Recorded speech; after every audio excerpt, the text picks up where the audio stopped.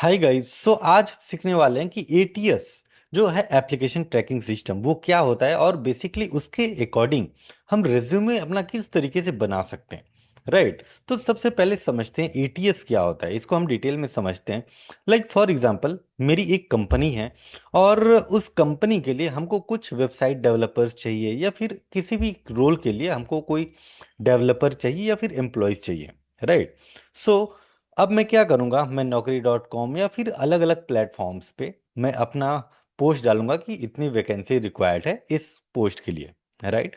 सो जब भी मैं डालूंगा कि कितनी पोस्ट वैकेंसीज रिक्वायर्ड है, सो आज की डेट में आपको ताज्जुब होगा कि एक वैकेंसी अगर निकलती है तो कम से कम 50,000 1 लाख तक भी यहाँ पे पूरे के पूरे एप्लीकेशन सबमिट हो जाते हैं। राइट। सो इतना हाई डिमांड है, इतना कंपटीशन है बेसिकली। सो अब जैसे मान लीजिए कि हमने एक पोस्ट डाला एक वैकेंसी के लिए और हमारे पास सपोज फॉर एग्जांपल 1,000 रेज्यूमेज आ गए। तो अब क्या मैं उन 1,000 रेज्यूमेज को क्या मैं मैनुअली पढ़ूंगा? राइट। सो मैं मैनुअली नहीं पढ़ पाऊंगा क्योंकि 1,000 रेज्यूमे हैं। अब उनको शॉर्टलिस्ट करना भी बहुत मुश्किल हो जाएगा। राइट। तो अब मैं क्या करूंगा, मैं एक सिस्टम बनाऊंगा, एक सॉफ्टवेयर बनाऊंगा, एटीएस एप्लीकेशन ट्रैकिंग सिस्टम।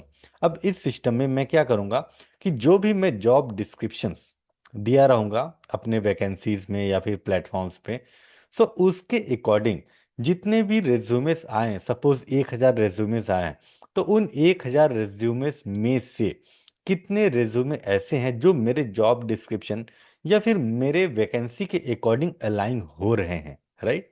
सो इस तरीके से हम एटीएस सॉफ्टवेयर एक बनाऊंगा और शॉर्टलिस्ट करूंगा उन 1,000 रेज्यूमेस में से। ठीक है। सो बिल्कुल इसी तरीके से अगर आप रेज्यूमे बिल्ड कर भी रहे हैं तो आपको एटीएस के अकॉर्डिंग ही करनी चाहिए सो दैट कि आपका रेज्यूमे शॉर्टलिस्ट हो जाए।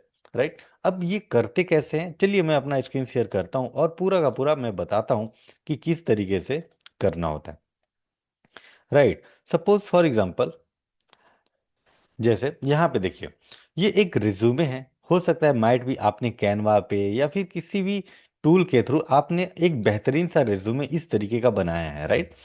अगर इसको कोई भी देखेगा तो ऑटोमेटिकली वो अट्रैक्ट हो जाएगा। राइट। कोई देखेगा, जैसे मान लीजिए कि मेरे पास ये रिज्यूमे आया तो मैं देखूंगा तो मुझे ऑटोमेटिकली अच्छा लगेगा क्योंकि यहाँ पे फोटोज वगैरह है। राइट। पूरा सीरियल वाइज से हर एक चीज लिखा हुआ है। बट मेरे पास क्या है कि 1,000 रेज्यूमेस है तो अब मैं सिंगल सिंगल रेज्यूमे तो देख नहीं पाऊंगा। राइट। सो मैं क्या करूंगा, एटीएस के थ्रू पूरा का पूरा शॉर्टलिस्ट करूंगा। तो अगर ये रेज्यूमे एटीएस में जाएगा तो इसमें इमेज वगैरह है, पिक्चर वगैरह है, तो माइट भी ये शॉर्टलिस्ट ना हो पाए। तो आपको क्या करना है, एटीएस फ्रेंडली रेज्यूमे बनाना है। अब सपोज फॉर एग्जांपल यहाँ पे देखिए ये जो आपका है रेज्यूमे, ये रेज्यूमे एटीएस फ्रेंडली है। ठीक है। अब इसमें क्या है, एक्सपीरियंस लाइन बाय लाइन हर एक चीज लिखा हुआ है, इसमें कोई इमेज वगैरह नहीं है। जिस हिसाब से एटीएस काम करता है उसके अकॉर्डिंग ये रेज्यूमे बनाया गया है। अब इस तरीके का रिज्यूमे हम बनाते कैसे हैं, चलिए समझते हैं। अभी मैं आपको दिखाता हूँ। ये देखिए, मैंने क्लॉड ओपन अप कर लिया है। क्लॉड पे आपको एक प्रॉम्प्ट देना है। सिंपल सा मैंने प्रॉम्प्ट लिख रखा है, देखिए।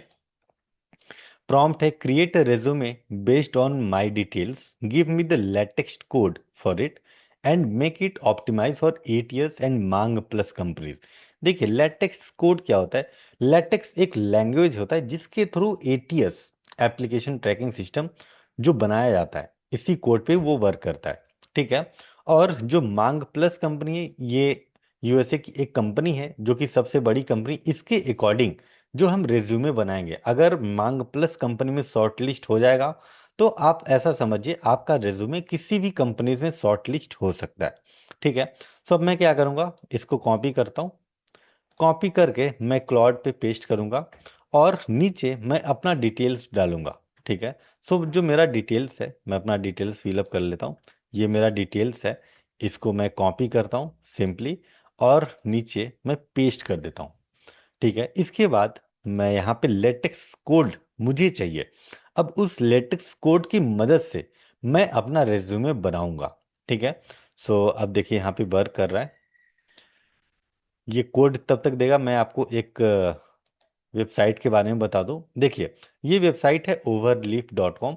इसी वेबसाइट को यूज करके हम रेज्यूमे बनाएंगे। ठीक है।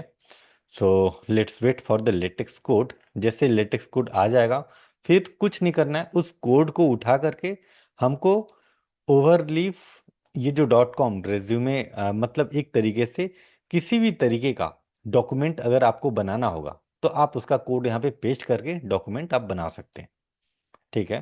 सो लेट्स वेट फॉर 1 और मिनट।